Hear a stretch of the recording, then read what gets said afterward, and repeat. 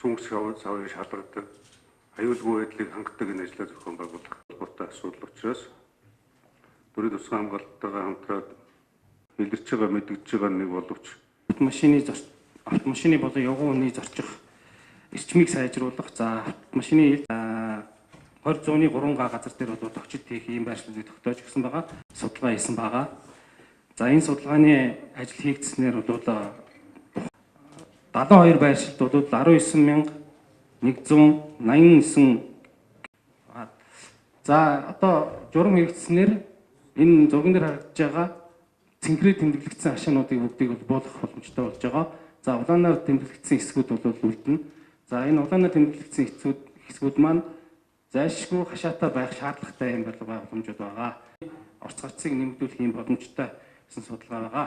За Багдоргийн эсхийг за Турк, Франц улсын элчин сайдын яам мөн 5 дугаар цэцэрлэг байгаа. За дараагийн блок дээр бол Монгол улсын их сургуулийн хуулийн сургууль байгаа, байрлаж байгаа. За энэ хэсэг дээр за дараагийн блок. За 2 дугаар